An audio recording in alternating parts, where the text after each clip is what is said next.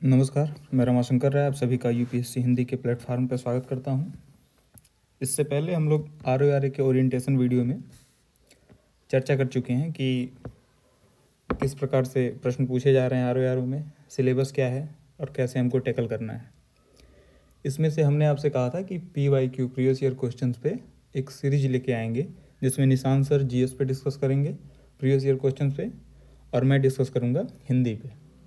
तो आज उसकी पहली क्लास है, जिसमें आर प्रीलिम्स 2010, मेंस 2010 और प्रीलिम्स 2013 और मेंस 2013 के हिंदी प्रश्नों पे डिस्कस किया गया है। अब सोचेंगे प्रीलिम्स है 5 दिसंबर को, तो मेंस के प्रश्नों पे क्यों डिस्कस किया जा रहा है। तो अगर हम एक बार फिर से सिलेबस देखते हैं आर का, उसमें हिंदी सेक्शन का, तो ये 6 भागों में बटा हुआ है। पहला है विलोम, दूसरा है वाक्य एवं वर्तनी शुद्धि, तीसरा है अनेक शब्दों के लिए एक शब्द, चौथा है तत्सम एवं तद्भव, पांचवा है विशेष एवं विशेषण, और छठा है पर्यायवाची शब्द। मेंस में जो ऑब्जेक्टिव प्रश्न पूछे जाते हैं, उसमें से इन 6 सेक्शन से 5 सेक्शन ओवरलैप करते हैं।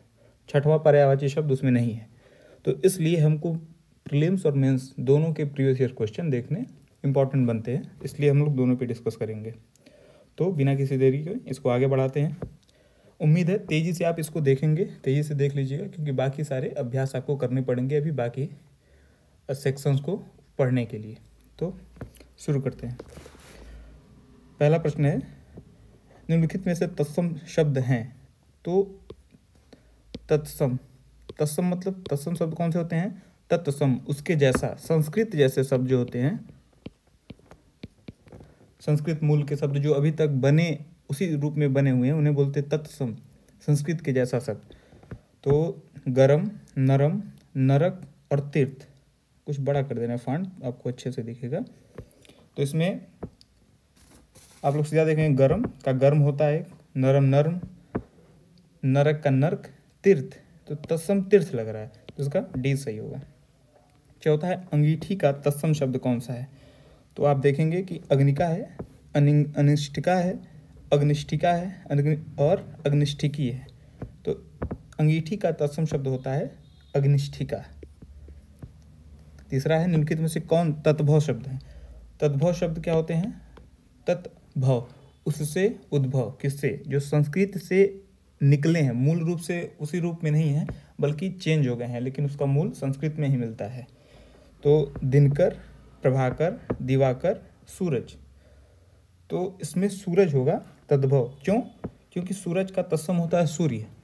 तो ये लोक में धीरे धीरे सूर्य बोलते बोलते सूरज हो गया सूर्य का, तो इसलिए ये सूरज इसका सही उत्तर होगा।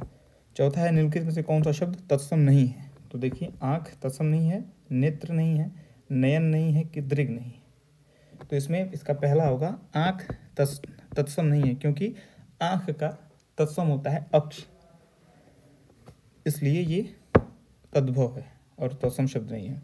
पांचवा है, निम्नलिखित में तत्सम शब्द कौन से हैं। कान, मुख, जीभ, दांत।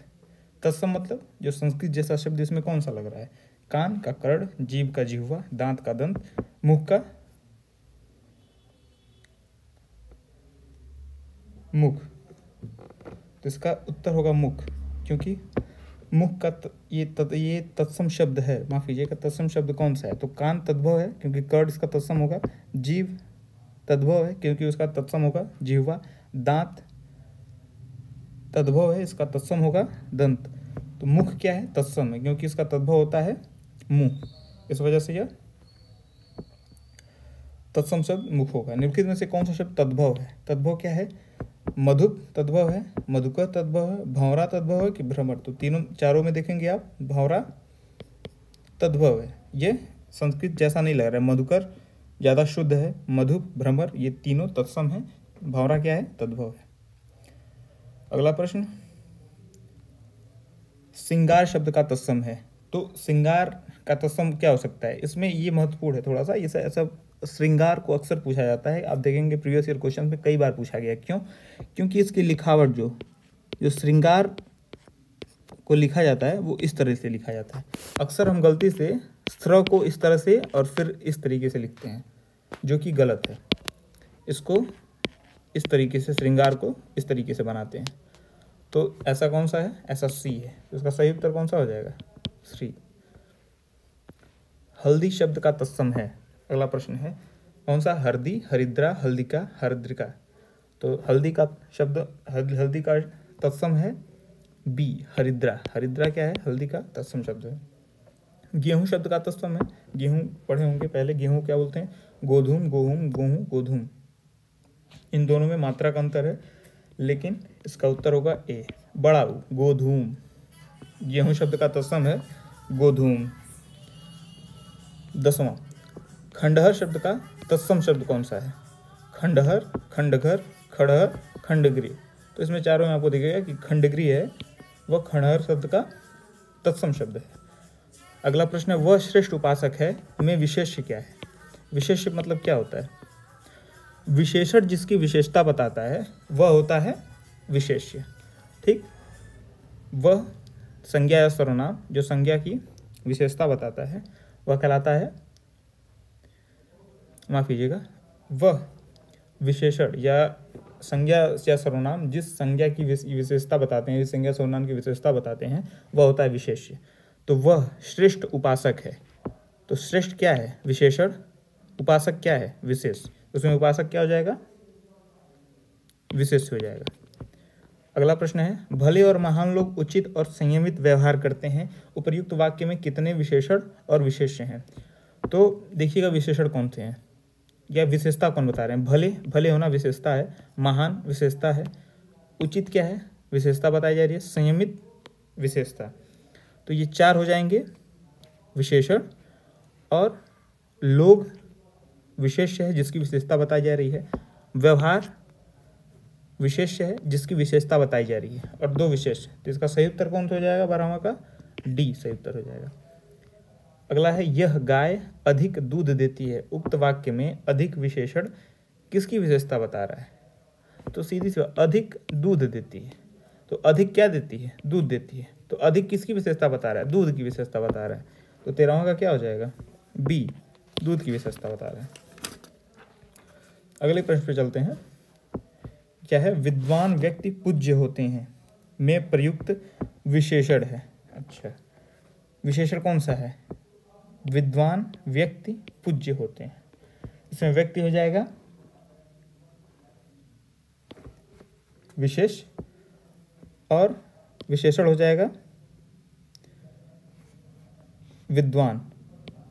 विद्वान विशेषण है, लेकिन ये पूछ रहा है कि सर्वनामिक विशेषण है, गुणवाचक विशेषण है, संख्यावाचक विशेषण है, परिणाम बोधक विशेषण है। तो विद्वान व्यक्ति, और जो विद्वान विशेष है तो व्यक्ति की किस विशेषता को बता रहा है? यह व्यक्ति के गुण को बता रहा है कि व्यक्ति का गुण है कि वह विद्वान है। वह मूर्ख है तो भी उसका गुण है, तो मूर्ख हुआ या विद्वान हुआ, यह व्यक्ति के गुण को बताता है। इस वजह से विद्वान व्यक्ति में गुणवाचक विशेषण हो जाएगा। अगला प्रश्न है निम्नलिखित में से कौन सा शब्द विशेषण नहीं है? उत्कृष्ट, निकृष्ट, धृष्ट या विषाद। तो जब विशेषण के बारे में पूछे तो इसके आगे एक संज्ञा लगा के हम देख सकते हैं कि ये विशेषण है कि नहीं है। जैसे उत्कृष्ट व्यक्ति, धृष्ट व्यक्ति, निकृष्ट व्यक्ति, विषाद व्यक्ति। तो व्यक्ति संज्ञा हो गई, और विषाद व्यक्ति कोई स्पष्ट बन नहीं रहा है। विषाद व्यक्ति जैसा कोई सुने? विषाद व्यक्ति सही सेंटेंस नहीं बन रहा है। लेकिन उत्कृष्ट व्यक्ति बिल्कुल सही है, धृष्ट व्यक्ति बिल्कुल सही हो रहा है, निकृष्ट व्यक्ति बिल्कुल सही हो रहा है। इसका अर्थ क्या है कि उत्कृष्ट भी विशेषण है, धृष्ट भी विशेषण है, निकृष्ट भी विशेषण है, लेकिन विषाद व्यक्ति, विषाद के आगे और जब संज्ञा लगा रहे हैं तो ये बन नहीं पा रहा है, या एक बैठ नहीं रहा है, कहते हैं ना कि सेंटेंस बन नहीं रहा है। तो विषाद क्या हो जाएगा? विशेषण नहीं होगा, ये हो जाएगा विशेष। विषाद अपने आप में एक भाववाचक संज्ञा। अगला प्रश्न क्या है? निम्नलिखित शब्दों में से जो शब्द विशेषण नहीं है उसका उल्लेख कीजिए। तो कौन से शब्द विशेषण नहीं है? सज्जन, सुकुमार, दुर्जन, मानस। ये भी उस तरह देख सकते हैं, सज्जन व्यक्ति, सुकुमार व्यक्ति, दुर्जन व्यक्ति, मानस व्यक्ति। तो मानस व्यक्ति बन नहीं रहा है, सेंटेंस बैठ नहीं रहा है, तो क्या हो जाएगा? मानस। डी क्या हो जाएगा? विशेषण नहीं हो जाएगा। ठीक। अगला प्रश्न, निम्नलिखित में से कौन सा शब्द विशेषण नहीं है? तो विशेषण नहीं क्या देख रहे हैं? आगामी, शांत, काला, और तुम। तो काला विशेषता बता रहा है, कोई चीज़ शांत है ये भी उसकी विशेषता है, आगामी आने वाला ये भी विशेषता बता रहा है, तुम क्या है तो ये हो जाएगा तुम एक सर्वनाम है तो विशेषण नहीं है, डी क्या हो जाएगा। लेकिन ऐसा हो सकता है कि किसी सेंटेंस में सर्वनाम ही विशेषता बताए, लेकिन ऐसा कोई सेंटेंस है नहीं हमारे पास, तो सीधे तौर पे डी हो जाएगा, ये विशेषण नहीं होगा। अगला प्रश्न कौन सा है, विशेष शब्द हैं। अच्छा, तो विशेष शब्द कौन से हैं, ललिता विशेष है, लंबा विशेष है, सुंदर विशेष है, लघु विशेष है। तो विशेष शब्द कौन से होते हैं, जिसकी विशेषता बताई जा रही हो, या विशेषण जिसकी विशेषता बताता है। तो लंबा क्या है, ये तो विशेषण है अपने आप में, सुंदर क्या है, विशेषण है, लघु क्या है, विशेषण है, तो निश्चित तौर पे ललिता ही होगी ये विशेष्य, जो ललिता है यही विशेष शब्द होगा।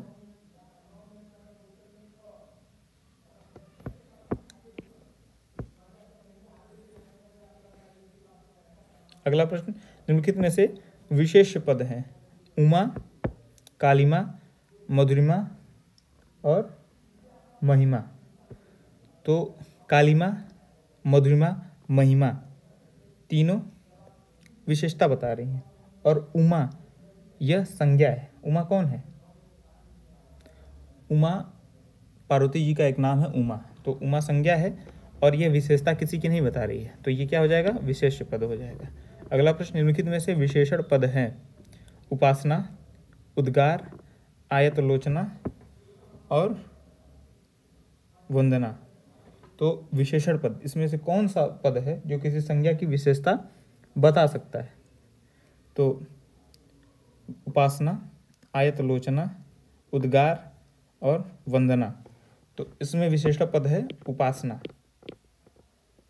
ठीक। अगला प्रश्न, जीव का पर्याय है, वचन, ध्वनि, रसना, जीव। तो आपको अंदाजा होगा कि पर्यायवाची शब्द में जीव का पर्याय रसना को बोलते हैं, तो बी रसना हो जाएगी, ये जीव का पर्याय हो जाएगा। अगले प्रश्न पे चलते हैं, कौन सा शब्द अहि का पर्यायवाची नहीं है, कौन सा है, उरग, सरीसृप, पवनाश, सिंधु। उरग और सरीसृप के बारे में आप श्योर होंगे कि यह अहि का पर्यायवाची है। पवनाश और सिंधु अक्सर कंफ्यूजन देते हैं, तो पवनाश अहि का पर्यायवाची है, उरग भी है, सरीसृप भी है, सिंधुर का अर्थ होता है हाथी। ठीक है, तो ये हो जाएगा सही उत्तर। नैसर्गिक का पर्यायवाची है, नैसर्गिक सत्कृत, चमत्कृत, चतुर्दिक, प्राकृतिक। तो नैसर्गिक का पर्यायवाची होता है प्राकृतिक। निम्नलिखित में से कौन सा शब्द हाथ का पर्यायवाची नहीं है, कट नहीं है। ध्यान, ये किसी भी कॉम्पिटिटिव एग्जाम में ये जरूर ध्यान रखिएगा कि नहीं पूछ रहा है कि हाँ पूछ रहा है, क्योंकि अक्सर तेजी में हम गलती कर जाते हैं, नहीं को नहीं पढ़ते हैं। लेकिन फिर नहीं को हमेशा, आपके हाथ में पेन होती है जब आप एग्जाम में होते हैं, तुरंत नहीं को अंडरलाइन कर लीजिए, या क्या उसमें लिखा है नहीं हो तो पक्का अंडरलाइन कीजिए, तुरंत क्वेश्चन आप सही कर पाएंगे। नहीं तो इससे जब ये सिली मिस्टेक होती है, अंत में कभी कभी डिसाइडिंग फैक्टर बन जाती है कि आप जा रहे हैं कि नहीं जा रहे हैं। अगला, कटि, हस्त, पाड़ी, कर। तो पाड़ी ग्रहण एक संस्कार होता है, पाड़ी ग्रहण एक संस्कार होता है। तो पाड़ी हाथ का पर्याय है, कर भी हाथ का पर्याय है, हस्त पर्याय है ही। कटि कमर वाला जो भाग होता है उसको कटि प्रदेश बोलते हैं, तो कटि जो है हाथ का पर्यायवाची नहीं है। निम्नलिखित में से कौन सा शब्द सूर्य का पर्यायवाची नहीं है, प्रभाकर, दिनकर, विभाकर, दिनेश। इसमें प्रभाकर भी सूर्य का पर्यायवाची है, दिनकर भी है, दिनेश भी है, विभाकर नहीं। ठीक है। अगला प्रश्न, चांदनी का पर्यायवाची शब्द नहीं है, चंद्रातप, ज्योत्सना, कौमुदी, मयंक। कौमुदी भी पर्यायवाची है, चंद्रातप भी है, ज्योत्सना भी है, मयंक चंद्रमा का पर्यायवाची है, चांदनी का नहीं, इसलिए डी सही उत्तर हो जाएगा। निम्नलिखित में कौन सा शब्द सरस्वती का पर्यायवाची नहीं है, तो वीणापाणी है, महाश्वेता, पद्मा, भारती। पद्मा किसका है, लक्ष्मी का पर्यायवाची, इसलिए यह सरस्वती का पर्यायवाची नहीं। भारती भी सरस्वती का पर्यायवाची है और महाश्वेता भी सरस्वती का पर्यायवाची है। जनार्दन किसका पर्यायवाची है, राम, कृष्ण, विष्णु, ब्रह्मा।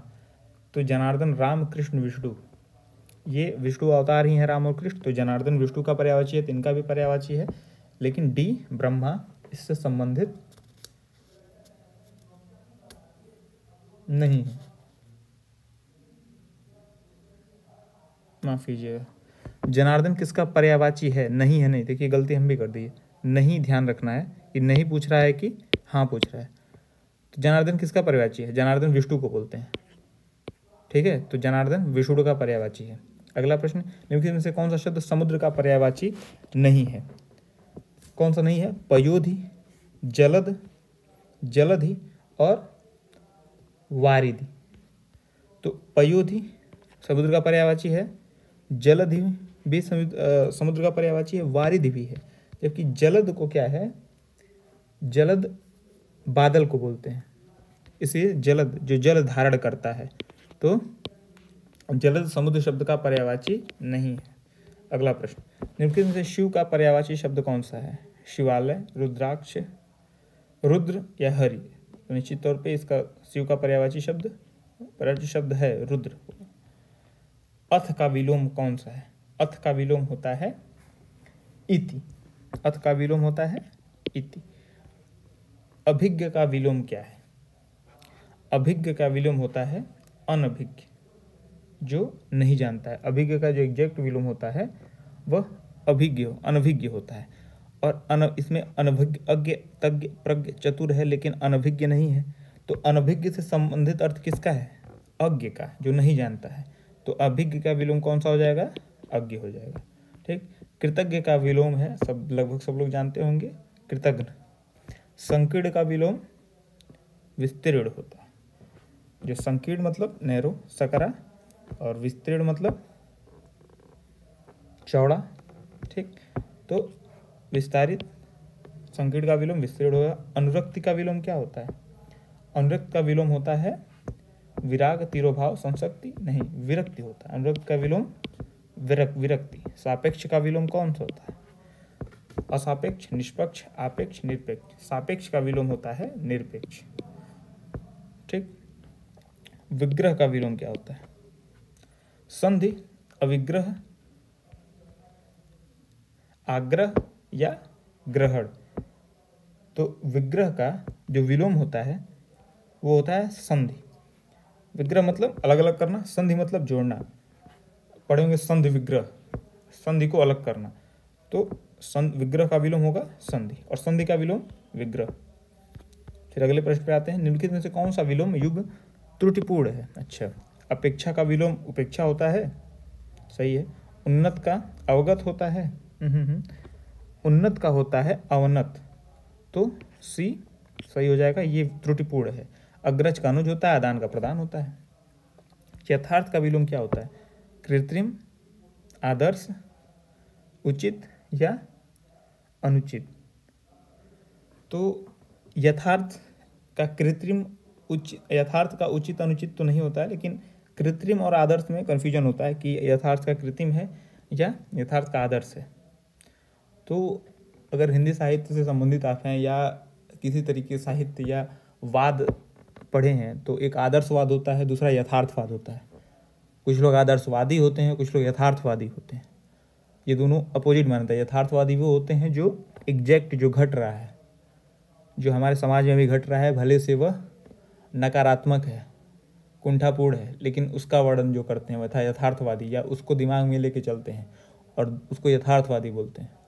और दूसरे होते हैं आदर्शवादी, कि समाज कैसा होना चाहिए। वो बड़े बड़े आदर्शों को लेकर आइडियलिस्टिक व्यू रखते हैं, उन्हें कहते हैं आदर्श। तो ये आदर्श, यथार्थ का विलोम क्या हो जाता है? आदर्श हो जाता है, ठीक। अगला प्रश्न, साधु का विलोम क्या है? साधुनी, साध्वी, सन्यासिनी, असाधु। साधु का विलोम होता है असाधु। किस शब्द की वर्तनी अशुद्ध है? लंगड़, बुझक्कड़, कोंकड़, भुक्खड़। तो इस तरह के जो शब्द होते हैं, इसमें भुक्खड़ में इस तरीके का होगा, क और ख, भुक्खड़ इस तरीके से लिखा जाएगा, ठीक है। तो अशुद्ध कौन हो जाएगा? भुक्खड़। किस शब्द की वर्तनी अशुद्ध है? निर्नुनासिक, गत्यर्थ, छिद्रान्वेषी, अंतस, चेतना। तो इसमें कौन सा है? छिद्रान्वेषी। क्यों? ये जो श है बड़ा सा अंत में श लिखा है, यह मूर्धन्य श होता है अंत में। ठीक, छिद्रान्वेषी। बाकी निर्नुनासिक सही है, गत्यर्थ सही है, अंतश्चेतना भी सही है।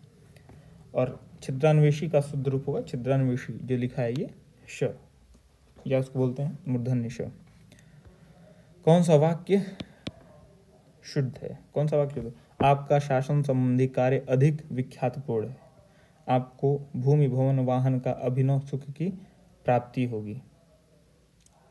यह समाचार पूरे देश भर में तुरंत फैल गया। अब देखिए, पूरे देश फिर भर, तो दो बार पूरे देश का मतलब देश भर, या देश भर लिखें या पूरे देश लिखें, लेकिन दोनों लिखा है इसलिए अशुद्ध है। आपको भूमि भवन वाहन का अभिनव सुख की प्राप्ति, का और की का उचित प्रयोग नहीं है। आपका शासन संबंधी कार्य अधिक विख्यातपूर्ण है, ये भी नहीं बन रहा है। तुम्हें कल कुछ और हो जाए तो मैं कहीं का नहीं रहूंगा, डी शुद्ध वाक्य है। कौन सा वाक्य शुद्ध है? रोगी अपनी कमजोरियों के कारण उठ तक नहीं पा रहा था। राजपथ की सड़क से झांकियां वापस लौट गईं। वापस लौट गई या झांकियां लौट गई। लौट गई का मतलब वापस होता है, वापस का मतलब झांकियां वापस गई या झांकियां लौट गई, दोनों में से एक ही का प्रयोग करना चाहिए था। शिकारी उस पर गोली चलाई, ने नहीं लिखा है, पर शेर बच निकला। शिकारी ने लिखना चाहिए ना, कर्ता ने। उस समय चरखा चलाना भी एक अनुशासन था, यही शुद्ध वाक्य हो जाएगा। अगले प्रश्न में अगर चलते हैं, निम्नलिखित में से शुद्ध वर्तनी वाला शब्द कौन सा है? कवयित्री, कवयित्री, कवयत्री और कवित्री। ये बहुत पेट क्वेश्चन है कवयित्री का। इसका सही होगा ए, कवयित्री। ठीक है, इसको ध्यान में रखिएगा। निम्नलिखित में से शब्द वर्तनी वाला शुद्ध वर्तनी वाला शब्द कौन सा है? शुश्रूषा, शुश्रूषा, शुश्रूषा या शुश्रूषा। तो ध्यान बस इतना रखना है कि बड़ा श पहले होगा। ठीक है, तो ये सही उत्तर होगा बड़ा स पे छोटा ऊ और श्र पे बड़ा ऊ, उसके बाद मूर्धन्य श, शुश्रूषा, शुश्रूषा। शुद्ध वर्तनी वाला शब्द है ईर्ष्या, ईर्ष्या, ईर्ष्या, ईर्ष्या। ये तो आप लोग जाने, ईर्ष्या उसका सही हो जाएगा, शुद्ध वर्तनी ईर्ष्या है। निम्नलिखित में से अशुद्ध वर्तनी का शब्द है कौन सा? उल्लंघन, मनोरथ, वत्सल, उज्ज्वल। ध्यान रखिए, अशुद्ध वर्तनी पूछ रहा है तो ये सही होगा, क्योंकि इसमें उज्ज्वल में दो आधे ज होते हैं, फिर वल इस तरीके से लिखा जाता है उज्ज्वल। ठीक, उज्ज्वल, उज्ज्वल पढ़ते हैं इसको। शुद्ध शब्द का रूप है दुर्निवार, दुर्निवार, दुर्निवार या दुनिवार। तो शुद्ध शब्द इसका है डी, दुर्निवार। यह दुह और निवार मिलके बन जाते हैं दुर्निवार, तो शुद्ध शब्द दुर्निवार बोलते हैं। जैसे क्या बोलते हैं, ऊँटों का काफिला जा रहा है, ऊँटों का कारवां जा रहा है, जत्था, बेड़ा। इसको इस तरह समझ सकते हैं, जब व्यक्ति झुंड में जाते हैं, कहीं पे जा रहे होते हैं, जैसे यात्रा कर रहे होते हैं, तो उनको बोलते हैं कारवां। व्यक्ति को, ऊँटों के या जानवरों के जो ग्रुप है जो कहीं जा रहा है, यात्रा कर रहा है, उसको बोलते हैं काफिला, क्या ऊँटों का काफिला कहा जाता है। लेकिन अगर किसी धार्मिक पर्पज से, धार्मिक कारण से, जब जैसे अमरनाथ की जो यात्रा होती है उसको बोलते हैं जत्थे जा रहे हैं, वहाँ जत्था बोलते हैं। और बेड़ा, बेड़ा समुद्रिक यात्रा से संबंधित है। ठीक, तो इसको ध्यान रखेंगे, इस तरह का प्रयोग आते हैं, इस तरह के प्रयोग पूछे जा सकते हैं। अगला है खाद्य सामग्री जो यात्रा के समय रास्ते में उपभोग के लिए दी जाती है। स्वल्पाहार, पथ्य, पाथेय या उपाहार। तो ध्यान रखना है, पथ्य पाथेय में कन्फ्यूजन होता है। पथ्य होता है जो रोगी को दिया जाता है, और पाथेय होता है जो पथ के लिए खाद्य सामग्री दी जाती है, उसे कहते हैं पाथेय। आधी रात का समय क्या कहते हैं? शर्वरी, निशा, विभावर, निशीत। आधी रात के समय को कहते हैं निशीत। जिसके पास कुछ ना हो उसके लिए उपयुक्त शब्द क्या है? अभावग्रस्त, अकिंचन, दीनहीन, महादीन। अकिंचन बोलते हैं,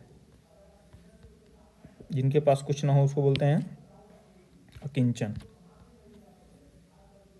अगला प्रश्न कौन सा है? जिसे बुलाया ना गया हो उसे क्या कहते हैं? अनाहुत, अनाहुत कहते हैं। जिसे बुलाया ना गया उसे कहते हैं अनाहुत। मोक्ष की इच्छा रखने वाले व्यक्ति को क्या बोलते हैं? योगी, मुक्तिकामी, तपस्वी, मुमुक्षु। मोक्ष की इच्छा रखने वाले को बोलते हैं मुमुक्षु। रंगमंच के पर्दे के पीछे का स्थान क्या कहा जाता है? पृष्ठभूमि, मंच पृष्ठ, नेपथ्य या गुह्य मंच? तो बोलते हैं इसको नेपथ्य। हवन में जलाने वाली लकड़ी के लिए शुद्ध शब्द कौन सा है? हवन सामग्री, वनकाष्ठ, शुष्क काष्ठ, समिधा। तो हवन में जलाने लकड़ी के लिए शुद्ध शब्द है समिधा। दिशाएं हैं जिनका वस्त्र है उन्हें कहा जाता है दिक, अंबर। अंबर मतलब वस्त्र, दिक मतलब दिशाएं। दिक धन अंबर, दिगंबर। दिशाएं हैं जिनके वस्त्र है उन्हें कहा जाता है दिगंबर। और जो श्वेत वस्त्र धारण करते हैं वो कहते हैं, वो रहते हैं श्वेतांबर। और कमेंट में बताइए कि दिगंबर श्वेतांबर किस धर्म से जुड़े हुए हैं। अगला प्रश्न, जिसका जन्म कन्या के गर्भ से हुआ हो।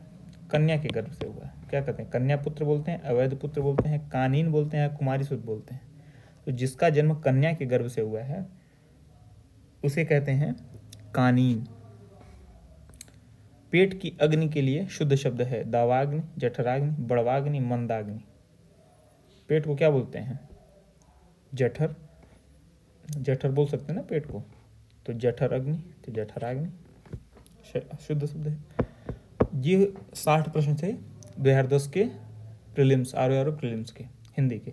अब अगले 23 प्रश्न होंगे 2010 के ही आरओ मेंस के, क्योंकि जैसा कि पहले ही बता चुका हूँ कि 6 सेक्शन में से 5 सेक्शन दोबारा उठा के पूछे जाते हैं मेंस में, तो उसको भी पढ़ना महत्वपूर्ण है।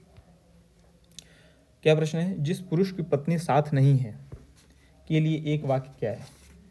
देखिए, दो चीज़ है। पुरुष की पत्नी साथ नहीं है, इसका मतलब क्या है कि उसकी पत्नी तो है लेकिन अभी साथ नहीं है, तो ऐसे लोगों को बोलते हैं विपत्नीक। लेकिन वो पुरुष जिसकी पत्नी ही नहीं है उसे बोलते हैं अपत्नी। तो अपत्नीक और विपत्नीक में यह अंतर होता है कि विपत्नीक की स्त्री तो होती है या पत्नी तो होती है लेकिन साथ नहीं होती है, जबकि अपत्नीक की पत्नी ही नहीं होती है, अर्थात कुंवारा होता है वो। अगला प्रश्न, जिस पेड़ के पत्ते झड़ गए हों उसे क्या कहते हैं? उसे कहते हैं अपर्णा। जिस पेड़ के पत्ते झड़ गए हैं उसे कहते हैं अपर्णा। तैरने की इच्छा क्या कहलाती है? तैरने की इच्छा कहलाती है तितिर्षा। देवर का तत्सम शब्द है देववर, द्विवर, द्वितीय वर, दुवर। द्विवर होता है देवर का तत्सम शब्द। मक्खन का तत्सम शब्द कौन है? माखन, मशच, माक्षर और मृक्षर। तो मक्खन का तत्सम शब्द है मृक्षर। अगला प्रश्न है, निम्नलिखित में तत्सम शब्द कौन सा है? करोड़, पीपल, तेल, दिन। तो इसमें कौन सा तत्व शब्द होगा? पीपल, करोड़, तेल और दिन। तो दिन तत्सम शब्द है क्योंकि जो तेल है, करोड़ है या पीपल है, ये तद्भव शब्द हैं। जैसे करोड़ का कोट, इस तरीके से ये सब तद्भव शब्द हैं। और दिन क्या है? तत्सम शब्द है। निरूपित शब्दों में से एक तद्भव शब्द नहीं है क्या? तद्भव शब्द नहीं है। कौन सा? धीरज, आज, खरपर, तुरंत। इसमें से तद्भव शब्द कौन सा नहीं है? तो क्या दिख नहीं रहा है? खरपर। ये अपने आप में तत्सम लग रहा है, तो ये तत्सम है तो तद्भव नहीं है, तो खरपर इसका सही उत्तर हो जाएगा। जैसे धीरज का धैर्य, आज का अद्य होता है, इस तरीके से खरपर चूंकि तत्सम है इसलिए तद्भव शब्द नहीं है। अगला प्रश्न कह रहा है, नीचे दिए गए तत्सम तद्भव शब्दों के युग्म में कौन सा युग्म त्रुटिपूर्ण है? क्षीर का खीर होता है, क्षीर तत्सम, खीर तद्भव। दुग्ध का दूध होता है, अच्छा। दही का दही होता है, घृत का घी होता है, दधी का होता है, इसलिए दही नहीं होता, दधी होता है। तो इसका बी सही उत्तर हो जाएगा। ये होता है दधी का दही होता है। नीचे गए, अगला प्रश्न, नीचे दिए गए तत्सम तद्भव शब्द युग्म में कौन सा युग्म त्रुटिपूर्ण है? वचन का बैन, कपाट का कपड़ा, गंभीर का गहरा, पुराण का पुराना। तो कपाट होता है दरवाजे के लिए उपयोग किया जाता है, इसलिए बी जो होगा वो सही उत्तर होगा, क्योंकि यह युग्म त्रुटिपूर्ण है। कपाट कपड़े के लिए नहीं होता, कपाट होता है दरवाजे के लिए, किवाड़। संयोग शब्द का विलोम है, संयोग का वियोग, संयोग श्रृंगार, वियोग श्रृंगार। ठीक। अगला प्रश्न है, नीचे दिए गए शब्द युग में कौन सा त्रुटिपूर्ण है? अनुग्रह, अनुग्रह, आग्रह, जड़ चेतन, अनंत, शांत। शांत का मतलब वो शांत नहीं, शांत का स अंत, जिसका अंत है, तो अनंत का शांत, आकृष्ट का विकृष्ट। तो कौन सा युग्म त्रुटिपूर्ण है? अब ग्रामर क्वेश्चन कह रहा है, तो इसका जो ए है वह होता है अनुग्रह का। क्या पढ़े हम लोग?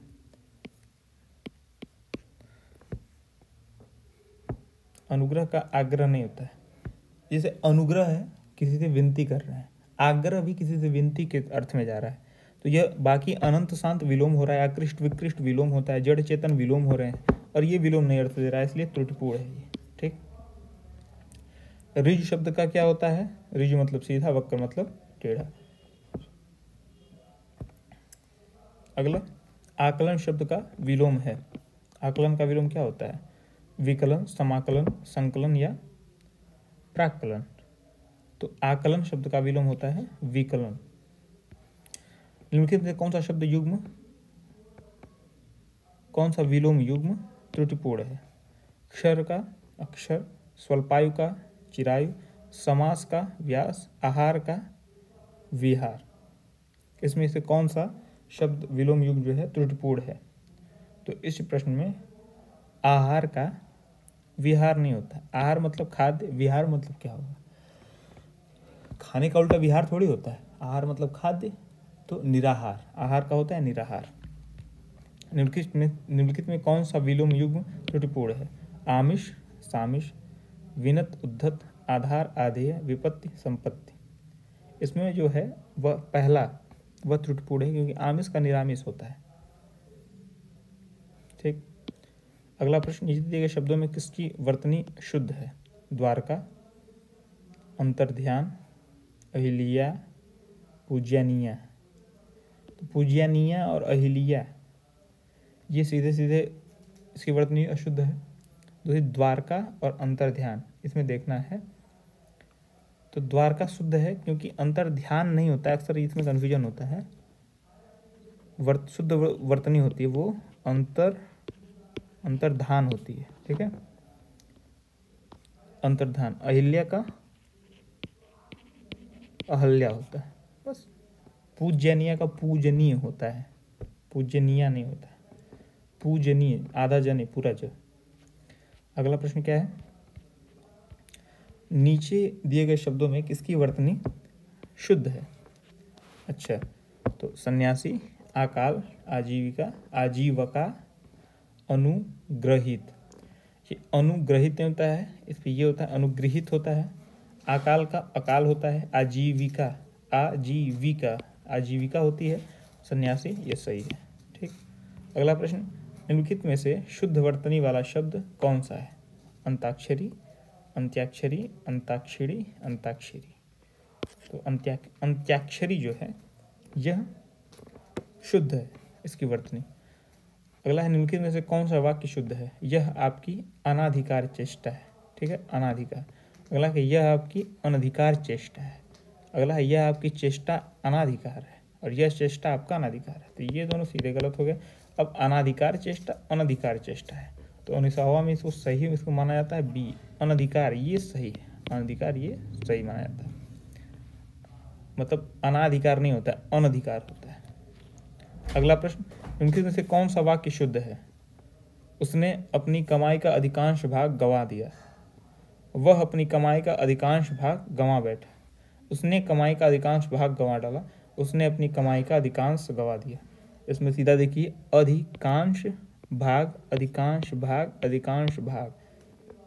अधिक कांश को क्या बोलते हैं? अधिक अंश। अंश का मतलब अपने आप में भाग होता है, तो दो भाग भाग। इसे देखें, अधिक भाग भाग गंवा दिया, अधिक भाग भाग गंवा दिया, तो 2 बार भाग आएगा नहीं। अंश और भाग चूंकि एक अर्थ होता है तो 2 बार आएगा नहीं। चाहे अधिकांश होगा चाहे अधिक भाग गंवा दिया तो अधिकांश ही लिखेंगे, अधिकांश गंवा दिया या कमाई का अधिक भाग गंवा दिया, ये दोनों में से कोई एक लिखा जाएगा, वही शुद्ध होगा, तो डी सही हो जाएगा। अगला है, निम्नलिखित में से कौन सा वाक्य सही है? श्री राम 14 वर्ष के बाद वन से वापस लौटे। श्री राम 14 वर्ष के बाद वनवास से वापस लौटे। श्री राम 14 वर्ष बाद वन से वापस लौटे। और अगर श्री राम 14 वर्ष के बाद वन से लौटे, वापस लौटे, वापस लौटे, वापस लौटे, वापस लौटे। लौटने का मतलब ही वापस होता है, लौटने का मतलब ही वापस, कहीं जाके आना। तो वापस और लौटे एक साथ नहीं आएंगे, वन से लौटे होगा या वन से वापस आए होगा, दोनों में से कोई एक होगा, सही होगा, तो डी सही हो जाएगा। अगला प्रश्न है, निम्नलिखित में से कौन सा शब्द विशेषण नहीं है? कुटिलता, जटिलता, कुरूपता, कौटिल्य। बेसिकली इसमें क्या है कि सभी शब्द विशेषण हो सकते हैं, कौटिल्य, कुटिलता, जटिलता, कुरूपता, क्योंकि सभी भाववाचक संज्ञाएं हैं। लेकिन कौटिल्य का एक संज्ञा अर्थ भी है, जैसे कौटिल्य किसको कहते थे? चाणक्य कौटिल्य कहे जाते थे, तो कौटिल्य एक रूप में विशेषण है, लेकिन कौटिल्य और उनके नाम को लिया जाए तो वह संज्ञा हो जाएगा, तो शब्द विशेषण नहीं है, कौटिल्य सही हो जाएगा। अगला प्रश्न है, राम और श्याम भाई हैं, विशेषण खोजना है। राम ने माँ से पानी और खाना मांगा, माँ ने खाने में दाल और रोटी परोसी, राम ने रोटी खाकर और रोटी मांगी। मेरे हिसाब से राम और श्याम भाई है, ये विशेषण बता रहा है, विशेषता बता रहा है, राम और श्याम के संबंध की विषय या राम और श्याम की विशेषता बता रहा है, भाई हैं, विशेषण ये होना चाहिए। हालांकि उत्तर में राम ने रोटी खाकर और रोटी मांगी को दिया है, लेकिन इसमें कन्फ्यूजन है और आयोग का भी उत्तर इसमें स्पष्ट नहीं था, इस वजह से राम ने रोटी खाकर और रोटी मांगी, तो चाहे रोटी की विशेषता और बता रहा है, इस वजह से इसको विशेषण माना जाए, और को अधिक या अधिक रोटी मांगी और रोटी मांगी तो विशेषण माना जाए, या दूसरी तरफ राम और श्याम भाई हैं, राम और श्याम की विशेषता बता रहा है, ये भाई शब्द, तो इसको माना जाए, दोनों में से कोई एक हो जाएगा।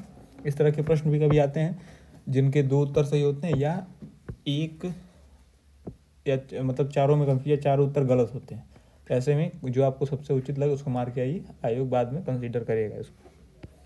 अगला प्रश्न है, नीचे दिए गए किस वाक्य में विशेषण का प्रयोग हुआ है? लड़का आया है, वह गुलाब के फूल लाया है, गुलाब के फूल मुझे पसंद हैं, या वह लड़का फूल देकर चला गया। विशेषण खोजना है, विशेषण कौन सा जो संज्ञा की विशेषता बताए, संज्ञा सर्वनाम की विशेषता बताने वाले शब्द क्या बोलते हैं? विशेषण कहे जाते हैं। इसमें कौन सा है? लड़का आया है,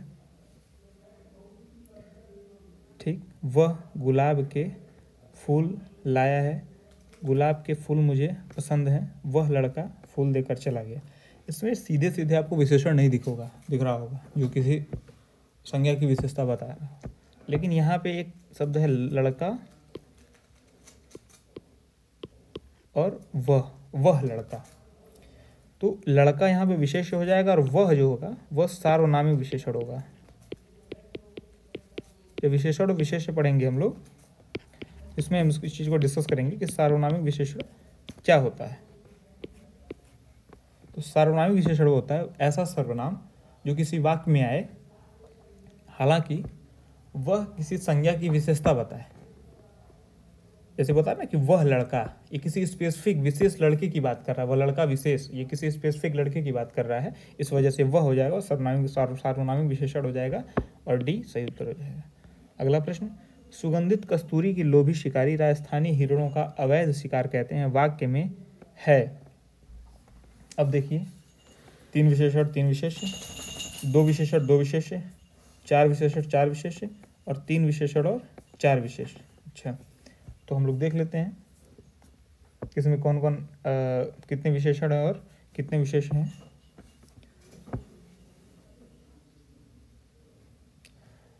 सुगंधित क्या है? विशेषण है कस्तूरी का। लोभी क्या है? विशेषण है शिकारी का। राजस्थानी क्या है? विशेषण है हिरणों का। और अवैध क्या है? विशेषण है शिकार का। ठीक है, अब देखते हैं विशेष्य कितने हैं। कस्तूरी विशेष एक, शिकारी विशेष एक, हिरण विशेष एक और शिकार विशेष एक। तो 4 विशेषण और 4 विशेष, ये सही उत्तर हो जाएगा। अगला है दशरथ के प्राण राम के लिए आकुल थे, वाक्य में मुख्य विशेष कौन सा है? अब ध्यान देना है कि दशरथ के प्राण राम के लिए आकुल थे, ठीक है। आकुल होना क्या है? विशेषता है। और दशरथ के प्राण, तो यहाँ दशरथ भी एक संज्ञा है, प्राण भी एक संज्ञा है, लेकिन मुख्य संज्ञा कौन सी है जिसकी विशेषता आकुल होना बता रहा है? तो आकुल क्या है? प्राण आकुल है। तो प्राण जो होगा वो मुख्य विशेष होगा। आकुल विशेषण है तो प्राण जो होगा मुख्य विशेष हो गया। प्राण की विशेषता बता रहा है आकुल होना, या मुख्य विशेष प्राण हो जाएगा। अगला प्रश्न, जो स्त्री सूर्य भी न देख सके, असूर्य दर्शना, असूर्य दृष्टा, असूर्य पश्चा, असूर्य स्पर्शा या असूर्य पश्चा। डी होगा, असूर्य पश्चा को बोलते हैं जो स्त्री सूर्य भी न देख सके। अगला प्रश्न, जो युद्ध में स्थिर रहता है उसे क्या कहते हैं? उसे कहते हैं युधिष्ठिर। ये तो आप लोग जानते होंगे, युधिष्ठिर। जो हमेशा रहने वाला है उसको क्या कहते हैं? शाश्वत, अप्रतिहत, अनवरत, आजीवक। इसका सबसे उचित शब्द है शाश्वत। जो हमेशा रहने वाला है उसे कहते हैं शाश्वत। अब फिर आते हैं हम लोग आरओ प्रीलिम्स परीक्षा 2013 पे, उसको डिस्कस करेंगे। इसके बाद आरओ प्रीलिम्स, आरओ मेंस 2013 में जो भी इससे हिंदी ऑब्जेक्टिव या हिंदी वस्तुनिष्ठ प्रश्न जो पूछे गए हैं उसको डिस्कस कर लेंगे इस तरीके से। फिर अगले सेक्शन में आगे के वर्षों को डिस्कस करेंगे। इसमें प्रश्न है पहला, यमुना का पर्यायवाची कौन सा है? कालिंदिनी, भागीरथी, यामिनी या कालिंदी। तो पर्यायवाची पूछा है तो कालिंदी यमुना का पर्यायवाची होता है, यामिनी रात का होता है, भागीरथी होता है गंगा का, कालिंदिनी ये शब्द ना जाने कालिंदिनी का विशेष अर्थ क्या, कालिंदी से कालिंदिनी बना दिया गया है, तो कालिंदिनी का विशेष अर्थ नहीं हुआ यहाँ पे। अगला प्रश्न है, निम्नलिखित में कौन सा शब्द निशीथ का पर्यायवाची नहीं है? निशीथ हम लोग अभी पिछले पढ़े हैं अभी थोड़ी देर पहले। निशीथ अर्धरात्रि को निशीथ कहते थे, तो पर्यायवाची नहीं है। निशीथ का पर्यायवाची कौन सा नहीं है? रात्रि, रजनी, तम और निशा। इसमें निशीथ का पर्यायवाची जो नहीं होगा वो तम। तम का मतलब अंधेरा, और निशा, रजनी, रात्रि यह रात से संबंधित शब्द है। निशा वैसे रात नहीं होती, लेकिन फिर भी पर्यायवाची शब्द एग्जैक्ट अर्थ एकदम समान अर्थ नहीं रखते हैं, लगभग समान अर्थ रखते हैं। ये ध्यान रखिएगा, एग्जैक्ट समान मत खोजिएगा, लगभग समान मिले तब भी हम मानेंगे कि ये पर्यायवाची हैं, ये उसके पर्याय हैं। एग्जैक्ट होने की जरूरत नहीं। निशीथ का मतलब अर्धरात्रि होती है, लेकिन निशीथ के लिए हम लोग रजनी या रात्रि का प्रयोग भी करते हैं। इस वजह से तम होगा वो निशीथ का पर्यायवाची नहीं होगा, क्योंकि तम का मतलब अंधकार होता है। दिन में भी अंधकार हो सकता है, कमरे में है सारी लाइटें बुझा दीजिए अंधकार हो जाएगा, तो तम तो है, लेकिन क्या रजनी है? नहीं। इसलिए रात्रि, रजनी, निशा निशीथ का पर्यायवाची है, लेकिन तम नहीं है। सूर्य का पर्यायवाची क्या है? भास्वर, मार्तंड, प्रकाश या तेज। तो सूर्य का पर्यायवाची प्रकाश और तेज होगा नहीं, अंदाज है। प्रकाश का मतलब सूर्य तो होता नहीं, तेज का मतलब होता है भास्वर और मार्तंड में होता है, तो मार्तंड होता है। मार्तंड मंदिर बोलते हैं ना, मार्तंड मंदिर एक फेमस मंदिर है। सूर्य का पर्यायवाची होता है मार्तंड, वो सूर्य मंदिर है। तो तीसरे का बी। अगला प्रश्न, निम्नलिखित में से कौन सा शब्द अरविंद का पर्यायवाची नहीं है? अरविंद का मतलब क्या होता है? अरविंद का मतलब होता है कमल। तो मिलिंद क्या होता है? पंकज क्या होता है? पंकज जो कीचड़ में उगता है वो कमल होता है। जलज भी कमल होता है। अंबुज, अंबुज को क्या बोलते हैं? अंबुज भी कमल होता है। अब देखिए मिलिंद, मिलिंद होता है भौरा, तो अरविंद का पर्यायवाची नहीं है। मिलिंद अरविंद का पर्यायवाची नहीं है, क्योंकि यह भौरे का पर्यायवाची है। अगला शब्द, पर्यायवाची शब्द का अर्थ है विलोमवाची, समानाभास, प्रतिविलोमवाची, समानार्थी। तो डी होगा, सबसे उचित होगा इसका डी। समानार्थी शब्द को बोलते हैं पर्यायवाची शब्द। प्राची का पर्यायवाची शब्द है प्राचीन, प्रकृत, पूर्व या प्रज्ञा। तो प्राची का जो पर्यायवाची शब्द इसमें से है वह है पूर्व। प्राची का पर्यायवाची शब्द है पूर्व। तरंग शब्द का पर्यायवाची है तरंग का पुष्कर, कूल, जलधि, उर्म। तरंग मतलब लहरें, तो उर्मी का मतलब भी लहरें होती हैं, तो तरंग का पर्यायवाची होता है उर्म। अगला प्रश्न है, जंगल शब्द का पर्यायवाची है। अच्छा, जंगल का पर्यायवाची क्या होगा? प्रमोद, विश्रांति, कांतार या दीप। तो पर्यायवाची जंगल शब्द का पर्यायवाची हो जाएगा सी, कांतार।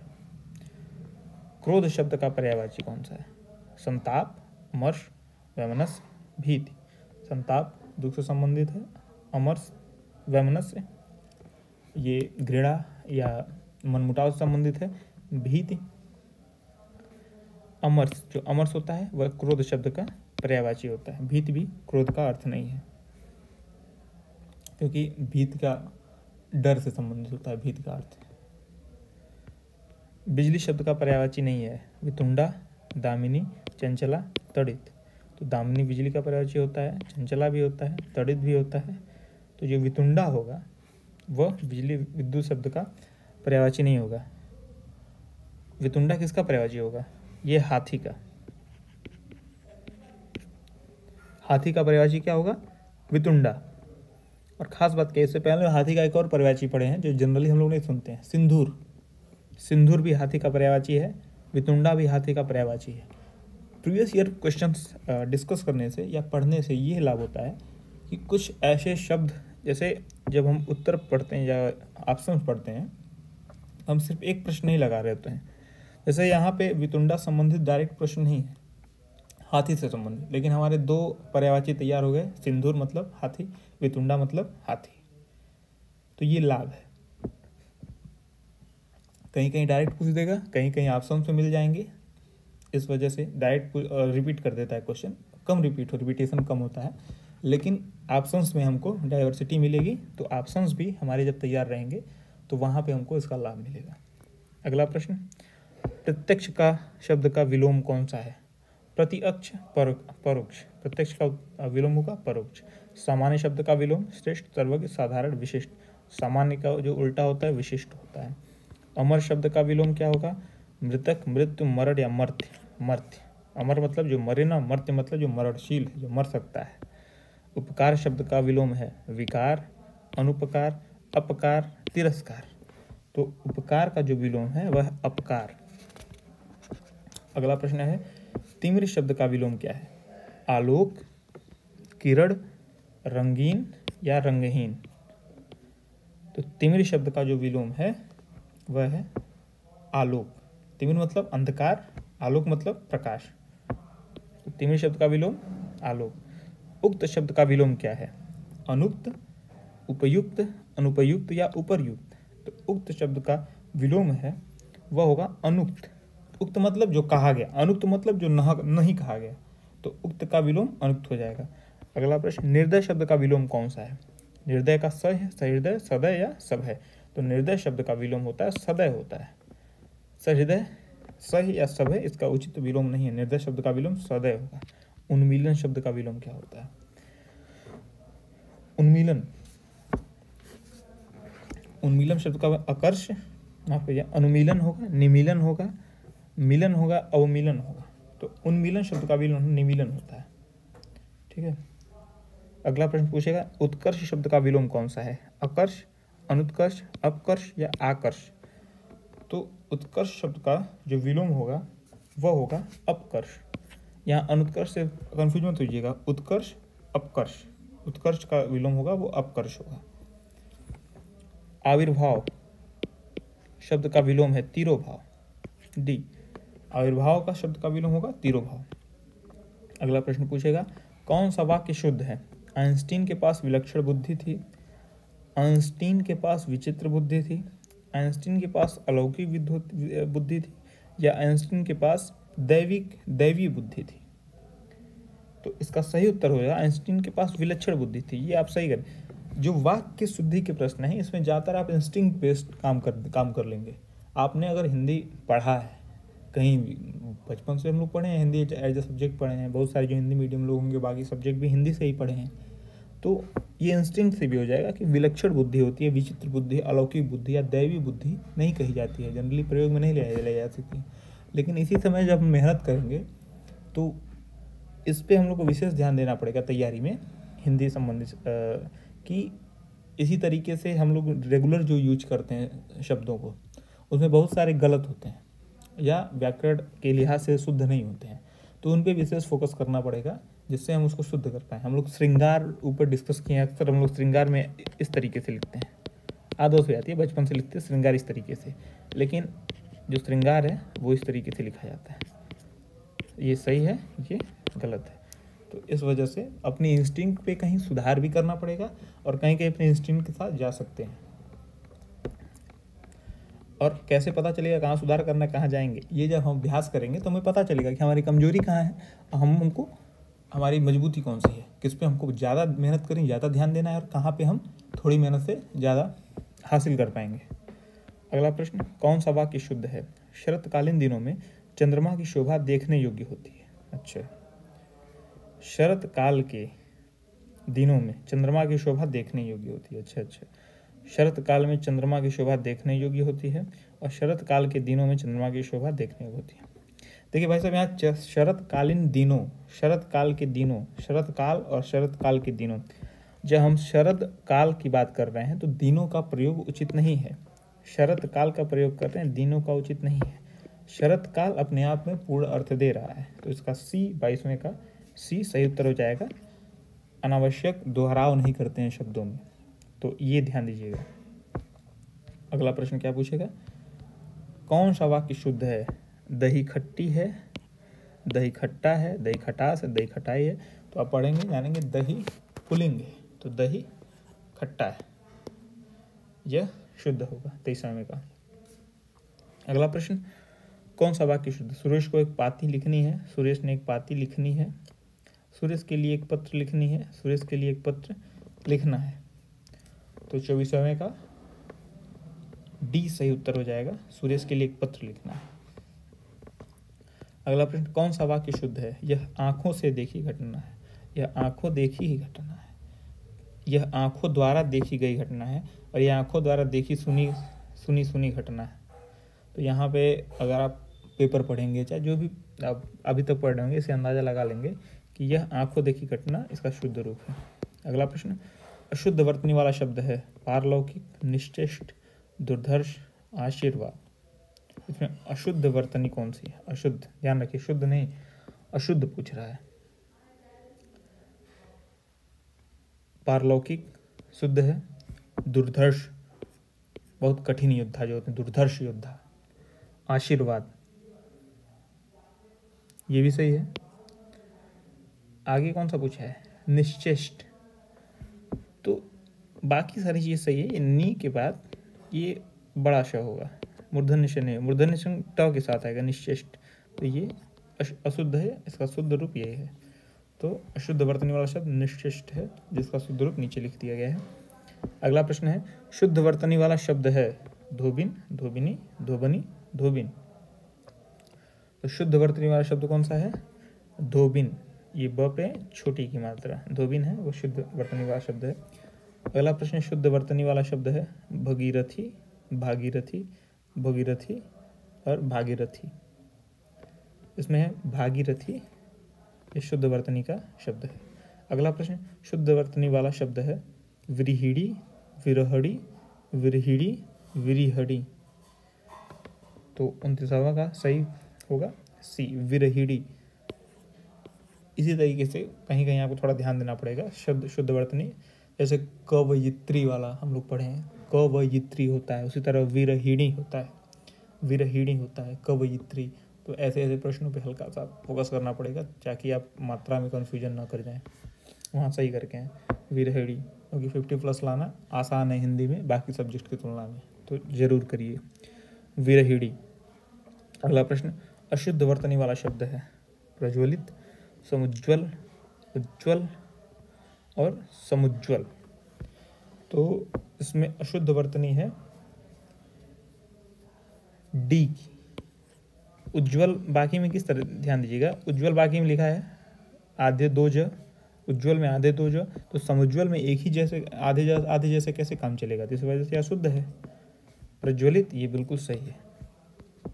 अगला है, जिसका इलाज न हो सके उसके लिए उपयुक्त शब्द है असाध्य, साधनहीन, दुसाध्य, श्रम साध्य। तो साधनहीन श्रम साध्य में तो कन्फ्यूजन नहीं होगा, कन्फ्यूजन होता है असाध्य और दुसाध्य में। तो जिसका इलाज न हो सके उसे बोलते हैं असाध्य, मतलब हो ही नहीं सकता। जिसका कठिनता से इलाज हो सके, काफ़ी मतलब मेहनत कर सके, काफ़ी कठिनाई से इलाज हो सके, उसे बोलते हैं दुसाध्य। ठीक। जिसे जीता ना जा सके उसे बोलते हैं अजेय, और जिसे कठिनता से जीता जा सके उसे बोलते हैं दुर्जेय। तो दुर्जेय और अजेय में या आगे ऊपर देखा गया असाध्य दुसाध्य में ये बेसिक डिफरेंस होता है। अगला प्रश्न, जिस स्त्री का पति जीवित है उसे क्या बोलेंगे? पति जीवित है, पतिव्रता, सधवा, अनुरक्ता, विवाहिता। सधवा बोलते हैं जिसका पति जीवित है, जिसका पति मृत्यु को प्राप्त हो चुका उसे बोलते हैं विधवा। अगला प्रश्न, जो क्षीण न हो सके उसके लिए उपयुक्त शब्द है अमिट, अपार, अक्षय, अनंत। तो अक्षय होता है जो क्षीण न हो सके, उसके लिए प्रयुक्त शब्द है अक्षय। अगला प्रश्न क्या है? बहुत अधिक बोलने वाला व्यक्ति, वक्ता, अधिवक्ता, प्रवक्ता, वाचाल। वाचाल को बोलते हैं जो बहुत अधिक बोलता है, वाचाल। जिसके सिर पर चंद्र हो के लिए उपयुक्त शब्द है चंद्रशिखर, चक्रधर, चंद्रशेखर, चंद्रग्रहण। चंद्रशेखर है जिसके सिर पर चंद्र हो के लिए उपयुक्त शब्द। जिसके हृदय में ममता नहीं है के लिए उपयुक्त शब्द कौन सा है? मर्माहत, क्रूर, निर्मम, निर्दय। निर्मम बोलते हैं जिसके हृदय में ममता नहीं है उनको। ठीक। अगला प्रश्न पे चलते, अगले प्रश्न पे। तिलक लगाने में किस अन्न का प्रयोग उपयुक्त होता है? गेहूं, अक्षत, जौ, उड़द। अक्षत उपयुक्त होता है तिलक लगाने में। अगला प्रश्न, जिसका जन्म छोटी जाति निचले वर्ण में हुआ उसके लिए एक उपयुक्त शब्द है अंडज, शूद्र, अंत्यज, अछूत। अंत्यज बोलते हैं जिसका जन्म छोटी जाति या निचले वर्ण में हुआ हो उनको। जो सब कुछ जानता है के लिए उपयुक्त शब्द है त्रिकालज्ञ, बहुज्ञ, ज्ञानी, सर्वज्ञ। जो सब कुछ मतलब सर्वज्ञ। ठीक। जो बहुत जानता है उसे बहुज्ञ बोलेंगे, जो ज्ञानवान है उसे ज्ञानी बोलेंगे, लेकिन जो सब कुछ जानता है उसे बोलते हैं सर्वज्ञ। अगला प्रश्न है तत्सम तद्भव में कौन सा तत्सम शब्द नहीं है? इंदु, दिनेश, मनोज, रात। तो रात का तत्सम होता है रात्रि, ये तद्भव है, इस वजह से ये तत्सम शब्द नहीं है। तिक्त शब्द का तद्भव है तीता, तीखा, तिक्ता, तीखन। यहाँ पे हम लोग जो रोजमर्रा के जीवन में जो उपयोग करते हैं, ये तिक्त जो मिर्च होती है तिक्त, उसके लिए हम लोग जो शब्द उपयोग करते हैं वह तीखा करते हैं। बहुत तीखी मिर्च है, बहुत तीखी है, बहुत तीखा बना है, इस तरीके से, जो कि गलत है। तिक्त का जो तद्भव होता है वह होता है तीता, तिक्त का तीता। तो तिक्त का यहाँ पे हमको इंस्टिंक्ट अपनी सुधार करनी है, यहाँ अपने इंस्टिंक्ट में सुधार करना है कि तिक्त का अर्थ होता है तीता, न कि तीखा। तीखा प्रयोग गलत है, जिसका हम लोग लगातार प्रयोग करते हैं, लेकिन वो गलत प्रयोग है। तो तिक्त शब्द का तद्भव शब्द होगा तीता। अगला प्रश्न, ससुर का तत्सम शब्द है। तो ससुर का तत्सम शब्द कौन सा है? श्वसुर। ठीक। अगला प्रश्न, तद्भव शब्द का शब्द को निर्दिष्ट कीजिए। इसमें तद्भव कौन है? मतलब तत्सम या तीन तत्सम होंगे, एक तद्भव होगा, वही तद्भव खोजना है। आधा, कूप, विद्वा, विद्या, व्योम। आधा देखते ही आपको तद्भव पता चल गया, क्योंकि आधा का तद्भव है, तो तत्सम होता है अर्ध। चूरन का तत्सम शब्द कौन सा है? चौर, चूर्ण, चर्म, चचु। चूर्ण होगा वो चूरन का तत्सम शब्द होगा। अगला प्रश्न, ढीठ शब्द का तत्सम है दृष्ट, पुष्ट, दृष्ट, धृष्ट। तो ढीठ से मैच कर रहा है धृष्ट, तो धृष्ट होगा ढीठ का तत्सम शब्द। अगला है तत्सम शब्द का चयन कीजिए। शेर, बबर शेर, व्याघ्र या बाघ। तो शेर, बबर शेर, व्याघ्र, बाघ, इसमें से व्याघ्र ही है जो तत्सम है, बाकी सभी तद्भव हैं। अगला प्रश्न क्या कहता है? माँ का तत्सम है माता, मातृका, मातृ, अम्मा। तो माँ शब्द का तत्सम होता है माता। माता है वो माँ का तत्सम शब्द है। तद्भव शब्द कौन सा है? मानव, मनई, मनुष्य, मानव। तो तद्भव शब्द है मानव।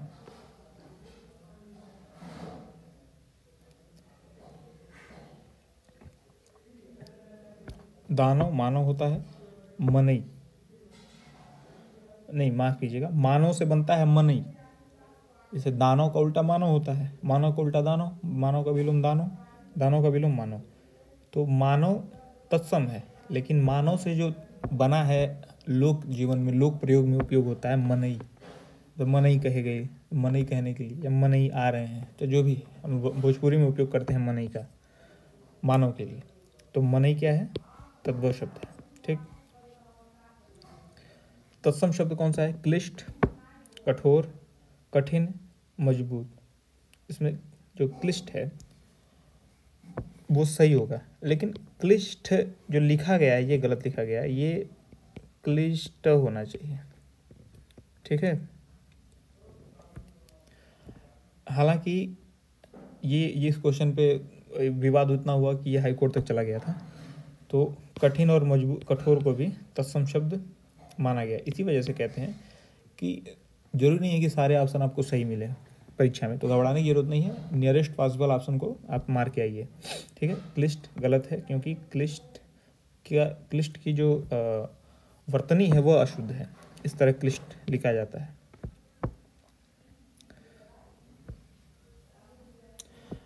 तो कठोर और कठिन इसको तत्सम मान के हाईकोर्ट ने इसको माना, और इस वजह से इस शब्द को जितने बीएससी को मारा था वो सही, उनका सही हुआ। ठीक है। विशेषण विशेषण, ऋषि संज्ञा शब्द से विशेषण शब्द क्या बनेगा? आर्ष, ऋषितुल्य, ऋषिकल्प, ऋषिवत। तो ऋषि संज्ञा शब्द से विशेषण बनता है आर्ष। ये मेरे लिए भी थोड़ा नया था, लेकिन इस तरह से पढ़ना पड़ेगा, ध्यान देना पड़ेगा, क्योंकि एक एक प्रश्न मायने रखते हैं। व्याकरण की दृष्टि से कौन सा शब्द विशेषण नहीं है? विशेषण नहीं है, ध्यान रखना है। अच्छा, भयभीत, भीरु, निर्भीक, भय। तो इसमें जो भय है वही विशेषण नहीं है। क्यों? क्योंकि प्रयोग कर लीजिए, जैसे भयभीत व्यक्ति, निर्भीक व्यक्ति, भीरु व्यक्ति, भय व्यक्ति। तो भय व्यक्ति एक सेंटेंस बन नहीं रहा है, एक मीनिंग नहीं दे रहा है, लेकिन भयभीत व्यक्ति एक अर्थ दे रहा है, भीरु व्यक्ति अर्थ दे रहा है, निर्भीक व्यक्ति अर्थ दे रहा है।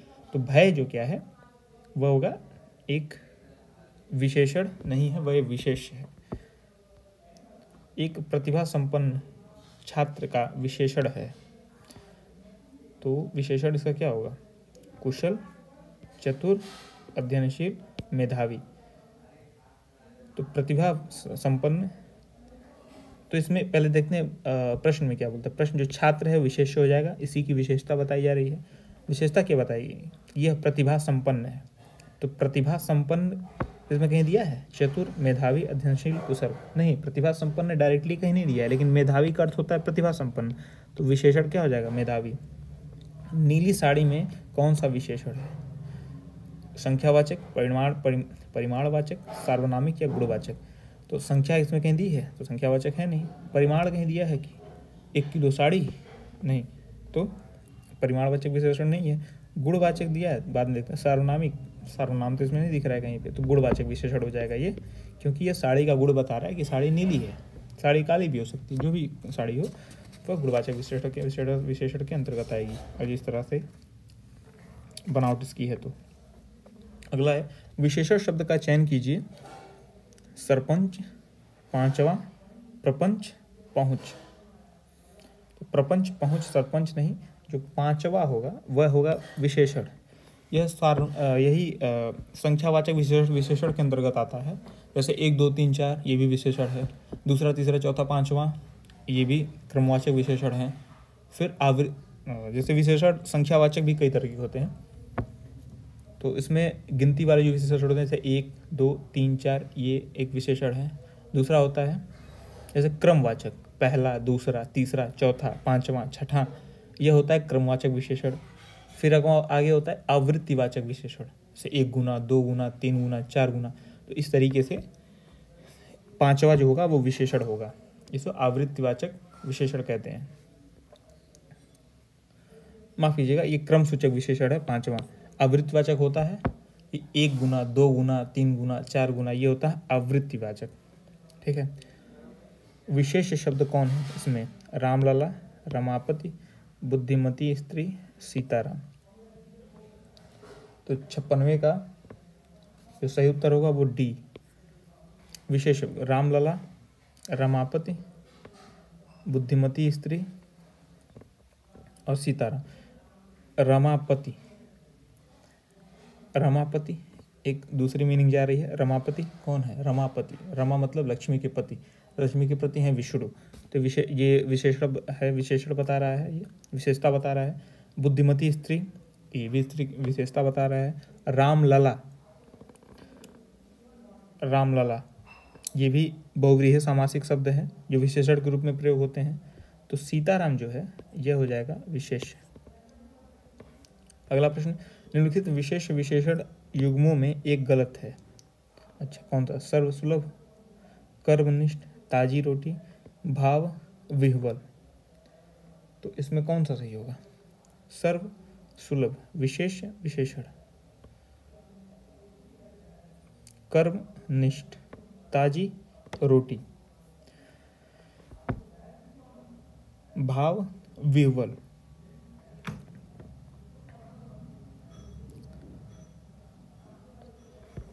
तो इसमें देखा जाए कर्म क्या है?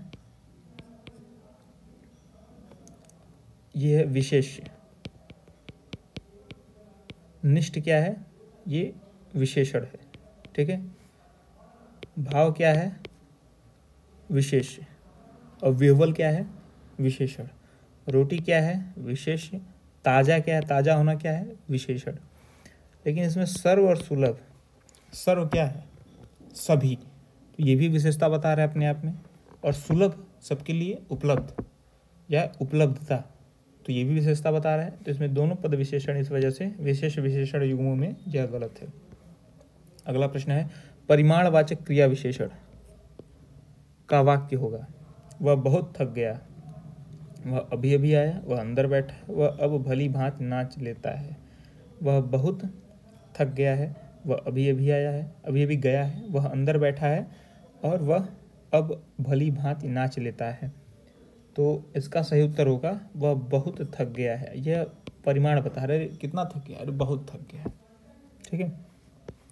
निम्नलिखित में विशेष शब्द है, विशेष पद है कौन सा जिसकी विशेषता बताई जा रही है? उपयुक्त में कौन है? अनुरागी, अपमानित, अनादृत, अग्नि, जिसकी विशेषता बताई जा सके।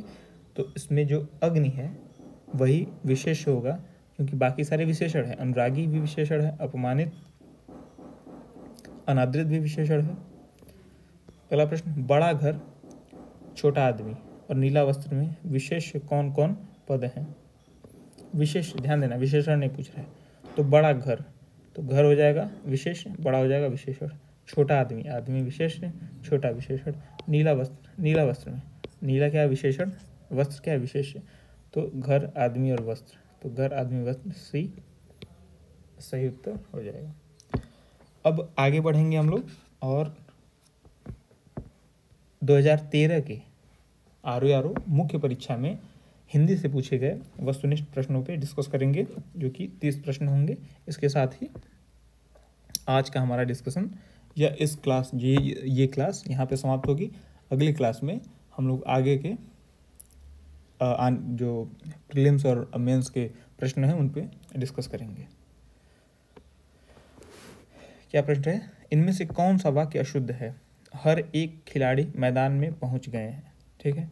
अगला है, सड़क पर बहुत भीड़ है, अध्ययन के लिए अच्छी पुस्तकें आवश्यक हैं और साहित्य और संस्कृति का गहरा संबंध है। तो इनमें से कौन सा वाक्य अशुद्ध है देखेंगे तो हर एक खिलाड़ी मैदान पर पहुंच गए हैं, वह हो जाएगा अशुद्ध, ठीक है। क्यों? हर एक खिलाड़ी नहीं बोलते, प्रत्येक खिलाड़ी मैदान पर पहुंच गया, ना कि हर एक खिलाड़ी मैदान पर पहुंच गया बोलते हैं, ठीक है, प्रत्येक खिलाड़ी बोलते हैं। अगला प्रश्न क्या है? सुसंगत शब्द प्रयोग में कौन सा वाक्य सर्वाधिक उपयुक्त है? दुष्ट को सजा मिलनी चाहिए, अपराधी को सजा मिलनी चाहिए, अशिष्ट को सजा मिलनी चाहिए, सुसंगत शब्द पूछ रहा है, या शत्रु को सजा मिलनी चाहिए। तो निश्चित तौर पे अपराधी को सजा मिलनी चाहिए, सबसे सुसंगत है। शुद्ध वाक्य का चयन कीजिए। गुरु आ रहा है, गुरु आ रहे हैं, गुरु आ रहे हैं। देखो, एक पहला है गुरु आ रहा है, गुरु आ रहे हैं, गुरु आ रहे हैं और गुरुजी आ रहे हैं, तो इसका सबसे उचित शुद्ध वाक्य होगा वो गुरु आ रहे हैं। जो गुरु में होता है वो र पे ये बड़ा ऊ नहीं होता है, गुरु में र पे छोटा ऊ होता है। इसको इस तरह लिख सकते हैं, ये होता है गुरु, ये सही है, न कि इस तरीके से, ये गलत है। गुरु गुरु ऐसे नहीं लिखते, गुरु गुरु सही है, गुरु नहीं, गुरु गुरु। अगला प्रश्न, शब्दानुक्रम में सही वाक्य है। वह गरीब आदमी था वह गरीब आदमी, वह आदमी गरीब था, वह गरीब था गरीब वह आदमी। तो अगर आप सबसे पहले वह आदमी गरीब था, यह सबसे सही वाक्य या शब्दानुक्रम इसका सबसे सही है। अगला प्रश्न, वर्तनी की दृष्टि से शुद्ध शब्द हैं। अनुषांगिक, अनुसांगिक, आनुषंगिक, आनुसांगिक। इसका सबसे सही शुद्ध शब्द जो होगा वो होगा आनुषंगिक। अगला प्रश्न, वर्तनी की दृष्टि से शुद्ध शब्द है। परीक्षा, परीक्षा, परीक्षा, परीक्षा। तो यहाँ तो परीक्षा ये सब लोग जान ही रहे होंगे, परीक्षा कैसे लिखी जाती है। परीक्षा के लिए बैठ रहे हैं, इतना तो जानना पड़ेगा, ऐसे परीक्षा क्या देंगे। अगला प्रश्न, वर्तनी की दृष्टि से शुद्ध का चयन कीजिए। अनुग्रहित, अनुगृहित, अनुगृहित और अनुग्रहित। हम लोग अभी डिस्कस कर रहे हैं, ये भी ऑप्शंस में इसी तरीके से मिलेंगे। इसका सही उत्तर होगा अनुगृहित। अगला प्रश्न, वर्तनी की दृष्टि से शुद्ध शब्द हैं। नरक, नरक, नरक और अर्नक। तो शुद्ध शब्द कौन होगा? आठवें का शुद्ध होगा नरक। अगला है, वर्तनी की दृष्टि से शुद्ध का चयन कीजिए। टिप्पणी, टिप्पणी, टिप्पणी। इसका डी होगा। ये हम लोग बहुत ज़्यादा पढ़े होंगे, हर जगह कोई भी एग्जाम देते हैं, निम्नलिखित पे टिप्पणी कीजिए, तो टिप्पणी टिप्पणी तो टिप्पणी इसी तरह लिखी जाती है। अगला प्रश्न, पतियुक्ता स्त्री के लिए एक शब्द में कहते हैं दंपति, सधवा, जोड़ी, पति पत्नी। पतियुक्ता स्त्री को एक शब्द में कहते हैं सधवा। अलग रूप से आया है, लेकिन अभी थोड़ी देर पहले हम लोग इसलिए डिस्कस किए हैं। इस सधवा, जिसके पास पति हो जैसे स्त्री का सधवा कहते हैं, वो विलोम शब्द में था। सधवा विधवा नहीं, कई शब्दों के लिए एक शब्द में था सधवा। झगड़ा लगाने वाला मनुष्य क्या क्या कहा जाता है? जयचंद कहा जाता है, विभीषण किया जाता है, शकुनी या नारद। तो झगड़ा लगाने वाले मनुष्य को कहते हैं नारद। महल के भीतरी भाग को किस शब्द में जानते हैं? गर्भगृह, अंतःपुर, भीतरी तल, रनिवास। गर्भगृह तो मंदिर का आंतरिक भाग होता है जिसमें मुख्य देवता की मूर्ति होती है। भीतरी तल, रनिवास, अंतःपुर। अंतःपुर सही शब्द है। इनमें कौन सा शब्द तद्भव है? तद्भव है। मधुप, भ्रमर, मधुकर, भौरा। भौरा है वह तद्भव शब्द है, बाकी सब तत्सम है। मुदरी का तत्सम रूप है मुद्री, मुद्रिका, मुंदरी, मुद्रिका। तो मुद्री का तत्सम रूप है मुद्रिका। अगला प्रश्न, दीठी का तत्सम रूप है दृष्टि, दृष्टि, दिष्टि, दिष्टि, दृष्टि। तो दीठी का तत्सम रूप है दृष्टि। ठीक। अगला प्रश्न है, कौन सा शब्द तत्सम है? शुश्रूषा, सुन्नर, अक्षर, अपजस। तो निश्चित तौर पर इसका तत्सम शब्द है शुश्रूषा। ये भी हम लोग थोड़ी देर पहले पढ़े हैं शुद्ध वर्तनी में, तो यहाँ पे तत्सम तत्व में आ गया। इसी प्रकार से डायरेक्टली न पूछ के भी डायरेक्टली हमको मदद मिलेगी प्रीवियस ईयर क्वेश्चन डिस्कस करने से। अगला प्रश्न, श्रृंगार शब्द का तत्सम है, तो डायरेक्ट पूछ लिया गया। ये भी पूछा था इस तरीके से। तो इसका सही उत्तर क्या हो जाएगा? इसका सही उत्तर होगा